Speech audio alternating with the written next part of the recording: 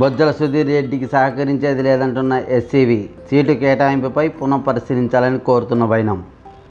శ్రీకాళహస్తి పట్టణంలో తన నివాసం నందు మాజీ శాసనసభ్యులు ఎస్సీ నాయుడు పత్రికా సమావేశం నిర్వహించారు. ఈ సందర్భంగా ఎస్సీ నాయుడు మాట్లాడుతూ టీడీపీ, బీజేపీ, జనసేన ఉమ్మడి అభ్యర్థిగా బొజ్జల సుధీర్ రెడ్డి పేరు పునఃపరిశీలించాలని టీడీపీ అధినేత నారా చంద్రబాబు నాయుడు కోరుతున్నట్లు ఆయన తెలిపారు.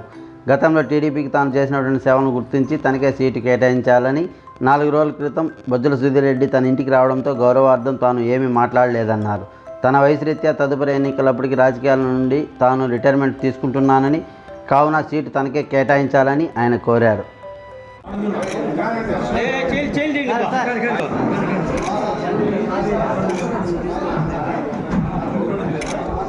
అడిగితే కూడా మైక్ కూడా నేను వద్దని చెప్పిన, మీరందరే ఉన్నారు, మాట్లాడడం జరిగింది. దాని తర్వాత ఏం జరిగిందంటే పోయి అందరితో నేను SC1 అంతా కలిసిపోయినాము, మాట్లాడుకున్నాము, సమస్యలన్నీ సానుకూలంగా పరిష్కరించుకునేటట్టు మేమిద్దరం అన్నీ సరి చేసుకున్నాము అని పోయి చెప్పినారు. నేను ఇవేవి మాట్లాడలేదు.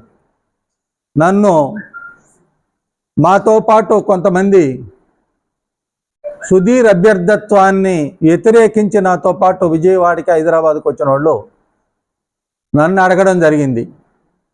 ఏం జరిగింది, మీరేం చెప్పలేదు, ఆయన ఏమో ప్రకటించుకుంటా ఉన్నాడు, ఇది ఏంది ఇది అని చెప్పి అడిగితే నేను ఇదే చెప్పినాను. ఏమి జరగలేదు. ఒకటి, మేము ఎటువంటి ఒడంబడికతోనో ఒప్పుకోవడమో జరగలేదు. ఒకవేళ ఏదన్నా ఇటువంటివి హైకమాండ్లో ఇటువంటి తప్పులు చెప్పి చేసినా కూడా అదంతా మేము కూడా హైకమాండ్ కూడా విన్నవిస్తాం. రెండోది, బాబు నాయుడు గారికి, అయ్యా నీకు నమస్కారం చేస్తున్నాం, నీకు గుర్తు చేస్తున్నాం, మరి ఇవన్నీ కూడా ఆలోచించుకొని ఒకసారి పునఃపరిశీలన చేసి ఇంకా అవసరమైతే మేమే ఆ ఫీజులు పెట్టుకుంటాం, ఒకసారి ఆ సర్వే టీంను మళ్ళా కూడా సర్వే చేపిస్తే ఆ డబ్బులు కూడా మేమే ఇస్తాం, సర్వే చేయించి పునఃపరిశీలించాల్సిందిగా అభ్యర్థిత్వాన్ని. ఇవన్నిటితో సంబంధం లేదు, నాకు దేంతోనూ సంబంధం లేదు.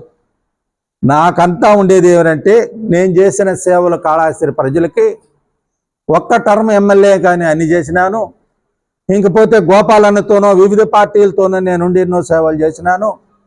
కాబట్టి ఇప్పుడు వయసు రీత్యా నాకు ఒక్క ఛాన్స్ ఇవ్వమని.